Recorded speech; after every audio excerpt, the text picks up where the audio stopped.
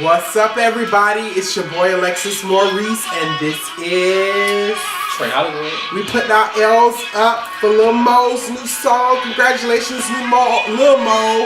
What's her name? Lil Mo. I'm trying to get that lady government name. No, what is her We know her as Lil Something Love. Lil Mo. What is her name? Lil Mo. Something Love. But anyway, congratulations, Lil Mo. Her single dropped on iTunes on Tuesday. In addition to her other song, the theme song from R&B Divas LA, ready for the spotlight. The song is kind of cute, actually. So I'm a diva. I'm a diva. I'm a diva. I'm a diva. Congratulations, Lil Mo. So everyone, please get your bottle of wine. Pour yourself a glass of wine, honey. Put on some of your lipstick, huh? I was putting up. Cynthia love it. That's what it is. That's what it is, girl. Pour yourself a glass of wine. Put on some lipstick, honey. Pull up a chair because we're going to discuss the latest happenings in Hollywood. Tonight we are drinking on a Yellowtail Chardonnay or whatever, 2012 bottle or whatever.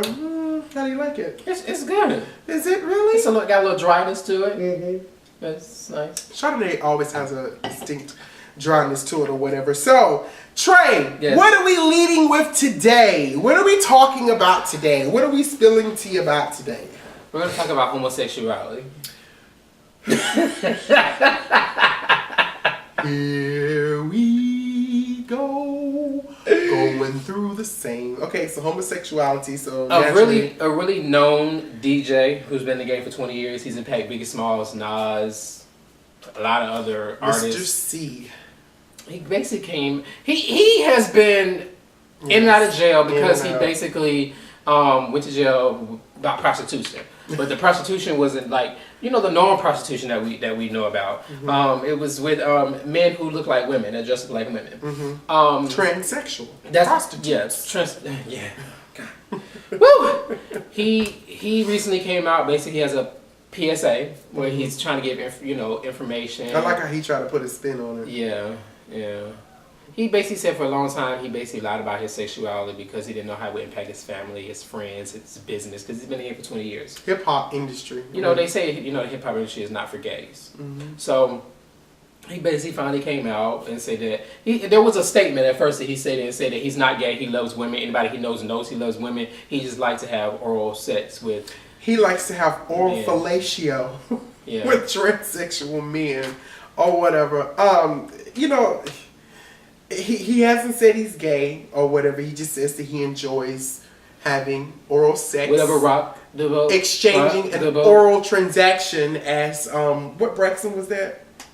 Trina Braxton said he likes oral transactions with men. And this isn't the first time Mr. Cee has been caught in the news of this. So I'm wondering, is he a versatile oral sex? So does he give and receive? Yeah, that's a valid question. That is a valid question. I don't know if he exchanged in oral or if he transactions. Just receives the oral transaction. And so basically this time he was sort of kind of forced to come out because he was caught on video. Right, caught. This time. Now, he's not been clocked, honey, because your spot just got blew the fuck up. If he didn't get caught, he probably would still be in the closet. But I like the way how his publicist has put a positive spin. What you looking at, John? No, that was the explosion. Basically, he got caught. His publicist is turned his confession. He has this all-black confessional, honey. He's doing his whole real-world New York confessional or whatever. And if you don't know information, you can go to www. Mona Scott, AIDS awareness, and sex is sexually transmitted know what you have and know who you're. You can catch it through a kiss. Blah blah blah. Shut up. But I mean, I appreciate him definitely, putting the word out there because you have to practice safe sex. But honey, you wouldn't be doing this PSA if you didn't get caught. But never mind. But you know what? I would say, Mona, you might need to put him on the new season of Love and Hip Hop at New York. Yes. All jokes aside, that would be kind of hot to have a gay hip hop. Well, he's not gay. He just enjoys oral fellatio with transsexual men. Oral transactions with men. But it would probably be kind of hot to have him on Love and Hip Hop. New York. Now that'd be a mess because K. Michelle. And then K. Michelle is there too. So drama or whatever. That would be kind of hot or whatever. But I was reading this, and he was basically, this is according to ABC News, he was saying he did an interview, because he resigned from Hot 97, but then he came back, or whatever, as a result of all of this, that he was, simply tired of trying to do something or be something that he's not. The only problem, C didn't really offer an explanation as to who or what that something really was. Instead, in an emotional interview with Hot 97 program director Ebro Today, C admitted to lying about his involvement with transsexual prostitutes in the past. Have I lied about, and I quote, have I lied about getting sexual fellatio in the car with a transsexual? Yes, I have lied about that, and I feel bad for the listeners that it did not, that it did take a video for me to say this. And that's the video that we were actually referring to. But the person who I was in the car with, I know exactly who that person is. That's a man. That's neither here nor there. It was in there. The people want to know. The streets are talking. And, I've been seeing little things of who he was, in the car. Is the fact is that this isn't C's first run-in with the law involving soliciting sex. Back in May, C was busted for allegedly trying to solicit a transsexual prostitute in Brooklyn. And in 2011, he was ordered to receive 3 months of counseling as he was caught receiving oral sex from another transsexual prostitute. He still insists, however, that he never has and still does not consider himself to be a gay. Trade piece. He's a trade piece. My thing is that, are you can say reading? I've never had actual sexual intercourse with another man and vice versa. That's never been done to me. He said in that 30-minute interview. But okay, I'm done after that. My problem with that is that, okay, 2 things. Why does it have to be prostitution? It could just be, consensual sex between 2 men. Oral sex between 2 men. That's not illegal. But if he was picking them up, that is my point exactly. If you have to have this oral transaction with a man that look like a woman, you can find one. You can go to a club, y'all can meet up, hang out, go on a couple of dates, get you some head or whatever the case may be. Some good folk. Whatever the case may be, why do you have to do it in prostitution? There's other ways you can find a man who look like a woman. Some people, to be honest with you, some people might just get into that stuff. That's just disgusting. Some people, I remember when I was younger, in my heyday in college, me and a couple of friends, we used to go riding around in the little whore rings. I'm not going to say what city we used to do that in, but I'm going to be honest with you, we used to go out there and we used to play with the prostitutes or whatever. We never exchanged in any type of sexual favors or sexual activities, but we were young and stupid, after the club. So is there an age cap on that? Oh, what? Of doing that? What do you mean? I just want to know, is there like an age cap on doing that? Because you say you did it in college. I want to know, should I have stopped in college? Can you do it as an adult? No, yeah, adults do it all the time. Oh, because I did it. People go pick up hoes all the time. I did it. When I moved to Atlanta, I ain't gonna even lie. Me and my friends rode around and we messed with it. But we didn't exchange. Oh, okay. We didn't exchange. But we messed with them. I was about to say, Trey, you don't go down to Atlanta and show the fuck out. No, we was going to Taco Bell. I was like, bitch, you thirsty. You was desperate. You got to pay the hoes? Nah, I ain't got to pay the hoes. I got that good. But what I'm saying though, is we was going to Taco Bell and it was like, y'all, let's mess with them. Me, I've never done it. Yeah. I'm like, I ain't about to get shot up, stabbed, chased by the police, all that. But it was fun. It was exciting because I remember the very first day, the very first night that we did it, we was like, oh shit, we was scared. We was just being stupid or whatever. And we went out there and we was like, yo, what's up? And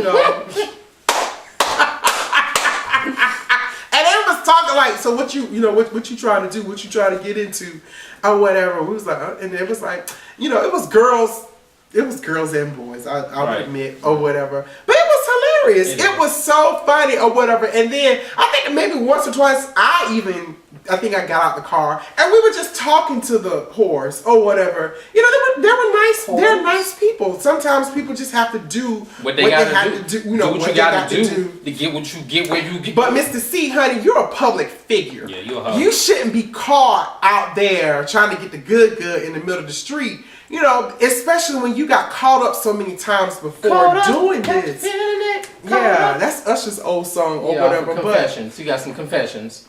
Confessions of a homosexual DJ, hip hop DJ. You know what? But he's that's not a spin-off. homosexual. That's a though. show. He's not. Mona Scott, you better get him on the new season. Confessions of a confused homosexual DJ. No, Confessions of a Confused DJ. Disc jockey. So we can play around with that title. What y'all think? What should the title be of Mr. Cee's reality show? Because, honey, this is tea. I would love to see it, but kudos to you, though, for owning it. I appreciate you finally owning your truth. Owning it. Even though you were forced to, I still believe that you were forced to. I appreciate you owning your truth. And I hope that you can walk comfortably in your truth. And if you have engaged in homosexual sex with men, so disgusting. That is. But I hope that, you're able to own it and be yourself, man. I'm pretty sure that some of those same people who you've interviewed, they're going to love you the same. You're going to get some people that's going to be talking bad about you or whatever. His grave. But it comes with the territory, dude. So I hope everything continues to work out. Again, Mona Scott, girl, you better get him on Love and Hip Hop. You really need to get him on Love and Hip Hop. But I'm glad, from my understanding, I think he has decided to return back to the radio. He's not leaving. So good for him and all that good stuff like that. In another news, this past weekend, I had the opportunity to read a story. Well, not a story. It was a Facebook page post that a colleague of mine posted talking about gays in church, since we're talking about homosexuality. And a lot of people wanted to know, why is it that so many gay men in church are praisers? They hallelujah this, and they always, shouting and playing their tambourines and, running around the church and all kind of stuff like that. And it actually sparked some interesting, conversations, some interesting debate on Facebook. Sometimes people say some real ignorant things or whatever, and it's not that I blame them, and I don't mean to say ignorant in a negative connotation. It's just that they don't know. They don't have. So they're ignorant to the fact. Right, they're ignorant to the fact. They're not cultured. They don't have a lot of experience and things like that. And people say some crazy things, but the question was posed is, why do men in the church tend to be a little bit more, they have more sugar in their tank, is how this particular individual posted it. And, it was an interesting debate. Some people said some things, and some women actually said some pretty hateful things or whatever. Some of them probably were hurt by some man at some particular point in time who they found out probably was homosexual. Write a book. Write a book, Cry Me a River, all that good stuff. But at the end of the day, I would say this, regardless if it's a straight person praising the Lord or if it's a homosexual person praising the Lord, it's a praise, okay? The Bible doesn't speak of gay praise and straight praise. God sits and he basks in the presence of any praise, okay? Praises go up, blessings go down. A lot of people feel, and I kind of feel like this, there are a lot of gay people in the church. There really are. I'm one that really believes that a lot of the gay people make the world go around as well as the church. If we were to remove homosexuals from the church, if we were to ban them from the church, believe it or not, a lot of things wouldn't happen in the church. They would be off the pulpit. They would be out of the music department. They will be out of the business. The media, completely. The media. I mean, they'll be gone completely. And to be honest with you, a lot of gays are a lot of heavy tithers in churches as well. So, it gets real controversial. And I think this is something that we're going to explore later on in the season. We might do a little open panel, speaking with some individuals who are openly gay, in the church. But at the end of the day, a praise is a praise. It doesn't matter who it's coming from. God can use anyone. God can use people in the midst of their sin. He can use them in prostitution. He can use them in fornication. He can use them in homosexuality. He can use a thief. He can use murderers. Read your stories in the Bible or whatever, and the good thing about these things is that we revel in them because there's deliverance in a praise. There's healing in a praise. Or whatever, you never know why those gay men or even gay women, because you don't even know why some of them women be falling out all over the place. They could be struggling with, liking individuals of the same sex. My thing is, don't judge or whatever the case may be. You don't know that person's story. They might be praising because society has placed so much emphasis on individuals being gay, weighing that sin as the most hated sin, you know, out there or whatever. It's a tough thing to actually deal with that, and to have to come to church when we're supposed to be, you know, preaching tolerance and things of that particular nature. Gay people, for example, you know, they don't want, you know, gay people to praise. They don't want gay people to raise children. But gay people are the ones who adopt the children that heterosexuals who have premarital sex, which is a sin, give up. Some of you guys, you know, even murder the kids by abortion or whatever. But you can cohabitate in the same house before you, you know, get married. You can have, you know, premarital sex or whatever before you can get married. You can do all of these things or whatever, and you know, it can be glorified. But if a homosexual person stands up and praise the Lord and give a shout, you know, they shouldn't be in that position, or they shouldn't be doing this in church. All of us are sinners. All of us are sinners. We gotta stop making Judgment Day every day for gay people. Yeah, you have to stop doing trying that. To categorize them, because no sin, like that's a known sin. No sin is bigger than another sin. You have to stop making it seem like being gay is a bigger sin than a straight man and a straight woman shacking up together. Right. They're the same. Right. And what I would just, you know, encourage preachers, it doesn't mean that you should stop preaching, you know, about gay people. Don't stop. You preach what's in the Bible. Yeah, it's in the Bible. Don't preach about what you don't know. You know, people always run to the Sodom and Gomorrah. You have to understand, you know, it's in the book. Homosexuality was not the only thing that was going on in, you know, those cities or whatever. There were a ton of other sins. I don't understand why people place so much emphasis on the homosexual acts. But anywho, I don't want to get into a rant about all of this or whatever. But you know, people, like it's always saying, like people would say, the gay is the new black. It was just like how it was when it was going through the struggle of being black. Yeah, it's just basically the same thing. Eventually, it'll blow over. It's gonna take some years. Right. Since we're talking about kind of serious stuff, sad story here out of Charlotte, North Carolina, actually. There was a student, a graduate, Jonathan Farrell, a graduate of FAMU, Florida State University, HBCU, Rattlers, my sister's 100, school. Down there in Florida. He recently moved to Charlotte. What happened was this particular individual got into a car accident, and he, you know, the truck crashed, and he had to really pull himself out of the rubble. So once he worked up enough strength to pull himself out of the rubble, he went to a local neighborhood, you know, black guy, relatively, you know, larger, tall, probably bleeding or whatever, banging on the door. And the resident, I'm not sure she opened the door or she refused to open the door, but she called the police. And when the police got to the, you know, she reported that some guys here, you know, bloody, you know, whatever. They used excessive force with the stun, what you call them things? Tasers or whatever.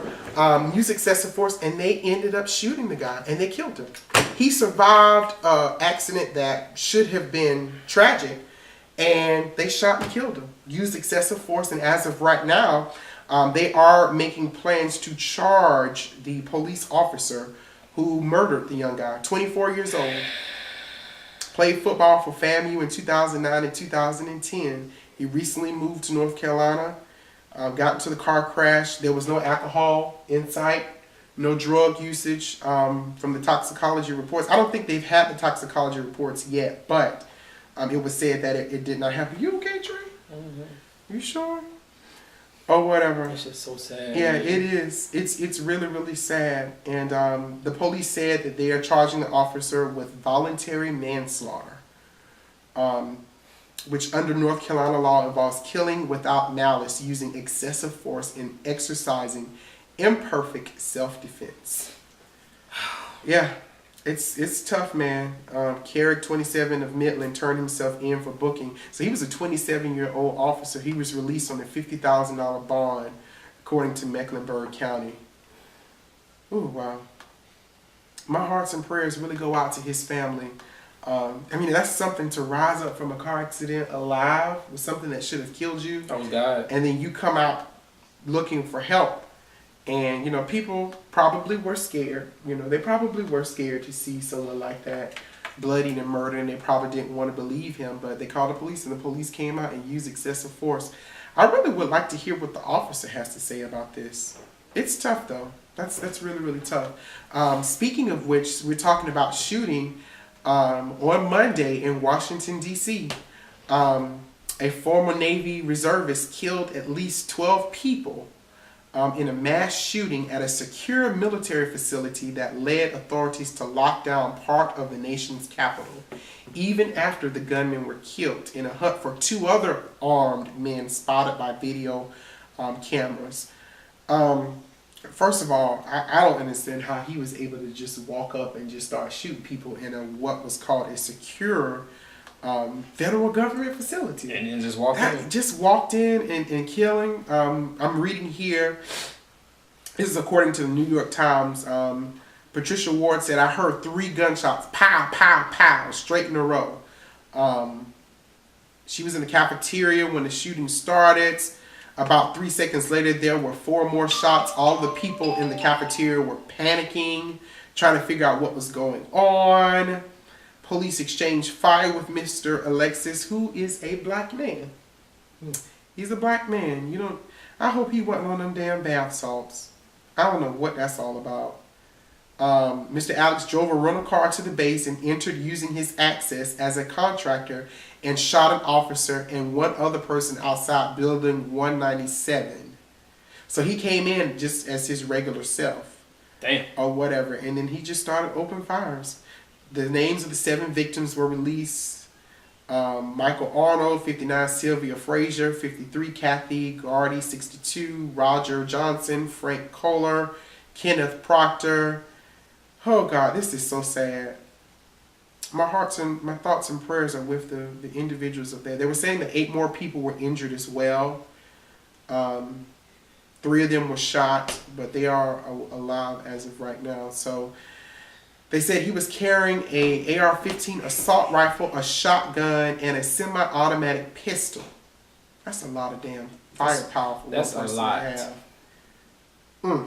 But that was, something today, something very, very tragic. I've always wanted to move to DC, but stuff like that make me scared. Wanting to move to DC because that's the nation's capital, so that's gonna probably be an automatic target, right? For some type of assault. And child, all y'all have been in DC, y'all know that traffic is HELL. It is hell up there in DC to get around, and something go on, they're gonna shut all the communications down, and my ass is gonna be stuck up there in DC. I want to get home to my damn mama.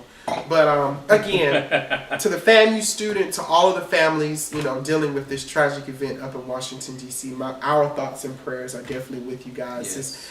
Gun violence is getting really ridiculous, really out of control, and we gotta learn how to control our tempers, man. And whatever drove this individual to do this, I'm pretty sure we're gonna get to the bottom of it, and this is going to be a continual developing story. So. What else you got, Trey? Let's lighten up the mood just a little bit. Let's sip some of the wine and talk about some serious stuff. Let's do that. So let's talk about Love and Hip Hop. What's going on with that? All right, well, everybody loves Love and Hip Hop, the franchise. We have Love and Hip Hop Atlanta, Love and Hip Hop New York. That Mister Cee need to be on next season. Mona Scott, go ahead. Mona Scott has reported, she always wanted to continue to branch out with this franchise. Ride a good thing while it's worth riding. Ride that horse. Ride it. So Mona has basically reported that she's actually trying to cast new cast members. And no, not for Love and Hip Hop New York. We have Love and Hip Hop LA, which is reportedly, just to mention 2 of the cast members that supposedly, which is Ray J, Brandy's little brother, and Tia Marie, who sung, forgot. Sponsor. Yeah, that was the sponsor. I was about to say, my friends used to style her. I was about to say I ain't had no daddy around while I was growing up, but that was Brooke Valentine. Y'all remember Jamarcus? What's his name? JP, Jamarcus P. Yeah, Jamarcus. I can't remember what your stylist he has an Instagram now. Yeah. Oh, I forgot what it is. But he used to style her, and a good friend of mine, Jacoby Chanel, as well. They both used to style Tia Marie out when she was when they were out in LA or whatever. So that's kind of hard. He might be on the show. He could. I don't think he does it. I don't think he works for her anymore. He's not. She might give a call if she get that check to be on that show. Okay. But supposedly it's at Love and Hip Hop LA, Love and Hip Hop Houston, and Love and Hip Hop New Orleans. New Orleans. Okay. How do you feel about that? You think that's a good? I mean, LA should be good. Yeah. Or whatever. Houston LA should be ratchet. Houston is probably going to be ratchet. So who are they saying for Houston? They had mentioned what's the guy I told you earlier? Slim Thug. Slim Thug. Is that his name? Because he's from Houston. Yes. Okay. And possibly LaToya Luckett, but she's kind of busy. So but that'd be good to get her on there, but she's kind of busy right now. You know, as we mentioned before, she's had a couple things going on. Jamarcus P. His name is Fashion Addict, spelled FASHUNADDICT.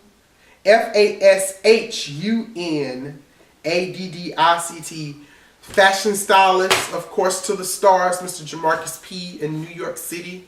Look him up on Instagram. But LaToya Luckett, Slim Thug. It's a lot more people from Houston, though. Well, there is, and you know they haven't mentioned it, but those are two people that were mentioned. Mm-hmm. That been rumored. Mm-hmm. So I mean, I think that's a good move. Who's from New Orleans? Is it Master Peter from New Orleans? So they might have Romeo, and they might. I don't know. I think isn't Lil Wayne from New Orleans? Originally? Yeah. I think he is.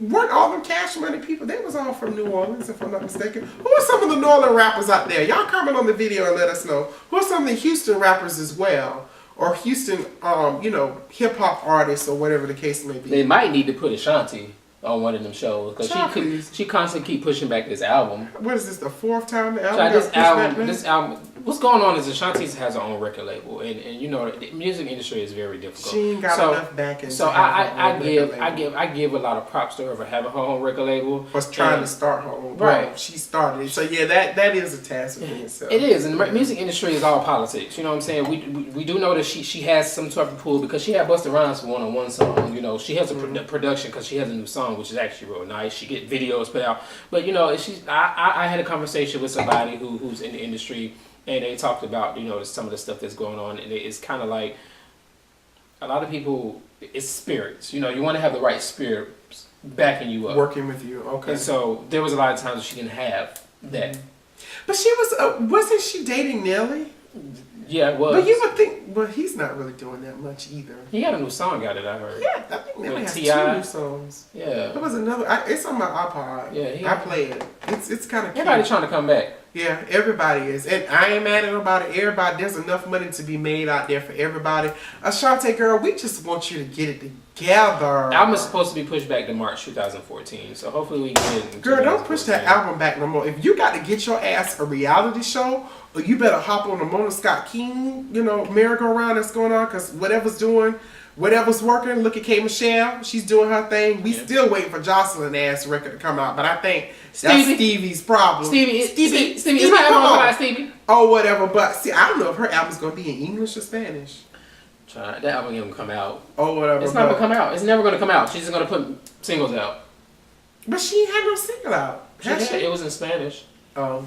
Girl, don't nobody understand all this. Nobody want to hear that in English, honey. But she, Joseline can't speak that. Her English ain't that good anyway. But I'm just saying, girl, you still my girl. I love you. You my bitch now. Don't get me wrong. You that Puerto Rican bitch, honey. But get it together, Ashanti, because we just tired of it. But the Love and Hip Hop, that's what's up. Yeah. Or whatever, because but she probably could do Love and Hip Hop Miami, too. Miami. She should do Miami before she do New Orleans. Yeah. Yeah. I would think so too. Yeah. Or whatever. But Mona girl, make your money. Let's talk about Basketball Wives. Okay, so Basketball Wives is back on this season since we're talking about reality shows. So it was finally here. I think we talked about Basketball Wives right before the end of season 1, how we were anticipating it coming back again. It's here. We'll talk about that. Okay. We'll get to it. This is my thing. I'm sick and tired. How tired are you? Tired. I am past tired of the Evelyn Lozada show. Like, seriously, because every episode you got to cry your crocodile tears about Chad Ochocinco. This was supposed to be my husband, and he headbutt your ass, BAM! Or whatever, and then you cry. at the end of the day, Evelyn, go ahead and get back with him. Go ahead and get back with him, sweetie, because it's obvious you love him. I think you're really just concerned about what other people are going to say. And we don't care. We don't care. We don't. I really don't care. People get hit all the time in relationships. Am I saying it's right? It's absolutely right. No. Do I feel people can makes good change? makeup sex though. Trey. You know? Yeah. You get your ass beat one night, and then in the morning you get that good makeup sex. Come on. Boom, and you good, bro. Sometimes I think it takes more than the morning. Okay, well then you put it to sleep, put it to bed, and then you wake up and you get some more. But my thing is this, you know. And me, I don't think it was a domestic dispute. That was just, it was a headbutt. I don't think it is either. That's not considered domestic because he didn't continuously beat you. Well, I'm saying that we know of. I'm saying it's not a domestic dispute because maybe he was just fussing with her and just said, he was like, come on, but and he mistakenly hit you. Could it be that? I mean, I ain't trying to make no excuse. Because, girl, you had to have stitches. He had to knock the fuck out of you with his big ass head. But did he have any scars on his head? I mean, he probably got a knot or something. But I don't even remember seeing that. He got a big head. No, I don't know. He got a big black head on his shoulder. But the thing is, I mean, it seems sketchy to me. I don't think he intentionally did. Does it make it right? By no means necessary. Would I want a man hitting my sister or any of my nieces or anything like that? Absolutely not. Absolutely not. I don't think it's right. Right. I'm not here for that. But people change. People do make mistakes. Do I believe that once you hit somebody, you're always going to be a beater? No, I don't necessarily believe that. Because I think people can see the error in their ways. Are people who hit women most likely to hit them again? Yes, it could happen. But, I do think the guy, does kind of love you or whatever the case may be. But I'm just tired and I'm sick and tired of hearing and seeing you cry about it. So hopefully tonight, on Monday night, they did the whole, this season of BasketballWives. I guess we're halfway through it now. Yeah. So that we got a lot more coming on. And Miss Tasha, honey, that mouthpiece on Miss Tasha is about to fly off, honey, because she's not giving a damn. And girl, they bringing Kenya back. Remember Kenya? Mm-hmm. Or whatever, the little fake Beyonce or whatever. I kind of grew to like Kenya just a little bit though. You like anything that starts with Kenya. Fake ass motherfucker. Or whatever. Shout out to Kendra James, Kim James, Courtney James, Carrie James, all these little James girls, my little sisters down there in Columbia. Since we talking about K's and women, I like women with K's and stuff. Anywho. But like I was saying,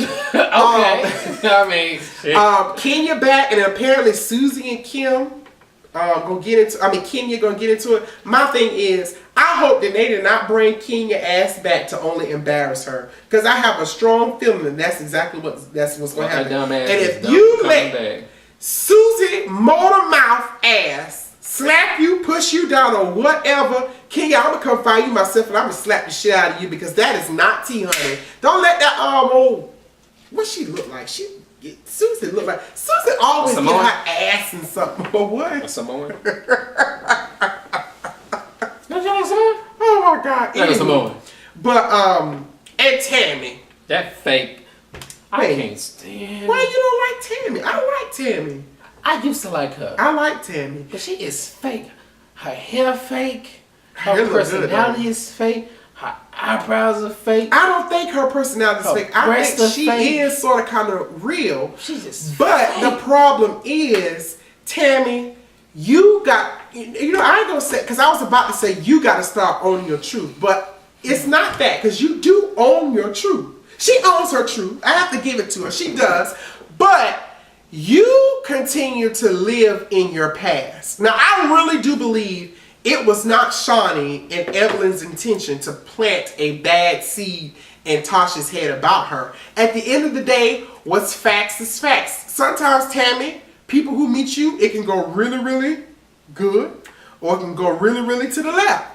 And the thing that you have to remember is, honey, we got all of last season, which was what, season 4 of BasketballWives, to see how things went really, really. Well, y'all's left. My left is this way. It's proof. It's proof there. So it's not that people won't let you live in the now and forget about your past, honey. you know, history shows individuals got to be real careful when it comes to interacting with you. You don't like to meet new people. New people are afraid to meet you because you bully people. And I don't think you intentionally try to do it, but you got to get out of this. Don't put your hands in my face, or I get flashbacks to when my mama used to talk about me, and you know, all kind of shit like that. She got to get out of that. And I think that's what the life coach was trying to help her see on this past week's episode of Basketball Wives is you got to get past it. You got to remember that when people start putting their fingers in your face like that right there, you can't go back to when you was between the ages of 6 and 8 years old. You gotta, bitch, whatever. You got to learn how to let that shit go. Let it go. Iyanla says you gotta stop being addicted to your story. So many people are addicted to their story. I was molested. I was abused. I didn't have nobody growing up. And those things may very well stay be in that true. Situation if you continue to live in it. You got to work through the issues and move on. Yes, own it, work through it, and move on. I love to see you on TV, Tami. I really, really do. And I'm sorry to hear about your mom passing away. She passed away last month as well, back in August. So, you know, my prayers, thoughts, and prayers are with you. Let's have a moment of silence. Over. But, you know, so the thing I say is just, girl, get out of your feelings. You get mad at Evelyn, and you haven't seen it yet, but she like went off on Evelyn at the table because Evelyn was like, bitch, please, or whatever. She was like, don't call me your bitch. And Evelyn did the finger thing. And you know how Tami do when the finger thing goes off. Don't throw your hands up at me again. And so she jumped up, and Shaunie was like, really, Tami? You're really about to do this? Like, really? Evelyn was cool. I was proud of Evelyn, though, because she was real cool, calm, and collected. She didn't say anything. She was just like, you know, bitch, I thought we was better than this. Now, just in a couple of scenes ago, they were talking about bitch this and bitch this. Women trip me out with that. Like, y'all really trip me out. Y'all could be joking, bitch, you're so president. And then maybe somebody call you a bitch, like, bitch. Don't call me no bitch. Yeah, like, huh? Like, what? For real, seriously, y'all need to learn. Everybody just needs to remove it completely from their vocabulary if you can't say it. That's how the word nigga is, too. We can say nigga, but, well, me and you can say nigga, but he can't say nigga because he white. Or whatever, so he can't say that. Same word, if somebody call you a faggot who's not gay, you probably gonna feel some type of way about that. No. Some people do. Not anymore, I used to. It's ignorant, they're ignorant. Yeah, some people, you know, get offended by faggots, but faggots can use that word, well, gays can use that word, you know, amongst each other or whatever. I don't know, it's just crazy. But Basketball Wives, Tami, get it together, sweetie. Evelyn, So I can't say the N-word? No, you cannot. You don't have that right. I can't say it. It's a double standard. Well, my old supervisor. We own it. My old supervisor told me I can say it half of Black History Month. February, so I can't say this in February. Yes. Danity Kane. We're gonna finish out this show. You are so lame. We're gonna finish out the show, and we're gonna just go ahead and basically, we had mentioned last season about the return of Danity Kane. Maurice here was like, blah blah, Danity Kane. Danity Kane, who? Who, blah blah blah. I did mention that they had two #1 albums. They had two #1 albums. They're back. They can't come back if all of them are not together. Yes, they can. They came back. They came back without the one of their members. And what's T with that? What's the skinny on that? I'm about to give it to you. By the name of D Woods. D Woods decided that she wanted to continue to do her own individual, her own solo career. And she's doing what? She was passing out flyers Labor Day weekend at Pride at Daiquiri Factory because she was performing to the tribute to Brandy. Oh, you so That's wrong. what she is doing. Was she really? Yes. She was at the Daiquiri Factory passing out flyers to her own performances. I have a flyer, actually, I think still in my vehicle, if I'm not mistaken. Danity Kane, passing out your own flyers to a performance. Because they taking photo shoots. They was at, what award the VMAs. show? They was at the VMAs. They returned to VMAs and said they have a new song they're working on, which is called Rage. So we won't have any more So you passing out flyers at the Daiquiri Factory. Instead of actually. In ATL. Instead of being at the something ain't right about that. That ain't right? Something ain't right about it. But you put know your pride aside, rearrange your schedule, and you better jump on the bandwagon, honey. I mean, I think it's awesome that you're trying to do your own thing, but why can't you do both? Why can't you ride the success of Danity Kane coming back out and use that as a catalyst to do what you need to do on your individual basis as well. I ain't knocking you though, because everybody got their hustle, and maybe the Lord is leading her to do her own. To pass out her flyers at the daiquiri factory. Girl, you could have sat down and had a drink with us. I would have brought it. Shit. Girl, you better come on the show and come out to the Epicenter and pass them out too, child. Okay. We got all kind of little clubs and stuff like that here in Charlotte. Turn up. Or whatever. But this is Trei's last episode for the next couple of weeks or whatever. We'll probably be going down there to visit him sometime in October or whatever. Maybe are you coming to Florida at the end of the month? No. You not? Are you sure? I'm not sure. Okay. So we might see Trei at the end of the month. We might do a special Hollywood happenings going down to Jacksonville, Florida for a little vacation at the end of the month. Shit's been real at work lately. I ain't gonna tell you no lie. I need a little getaway or whatever. On episode 1, season premiere, I originally told you that Tasha Mack was going to be joining us, but she couldn't come these last 2 episodes because of the fact that she has some stuff going on at work and at home as well. But you will be seeing Tasha with me from time to time when Trei is not here. She may be filling in for him.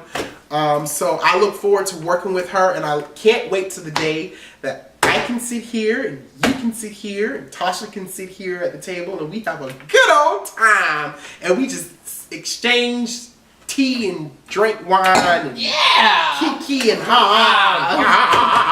kind of shit like that. But follow me on Instagram _AlexisMaurice. Follow Trei on Instagram and Twitter. The number 4 Trei. Forever Trei. TREI. Visit our page at Facebook, Hollywood Happenings. Like our posts, share them, retweet, like our Instagram posts and Twitter. Right. It's Hollywood, ITZZ, and then Hollywood's with an S. Hollywoods. So it's Hollywoods. Give us your feedback, your Please comments. Let us know how we're doing. We're going to be incorporating some new things as the season progresses along, and I look forward to seeing you guys on the next episode. Ciao. Adios. Bye. Goodbye. Bye.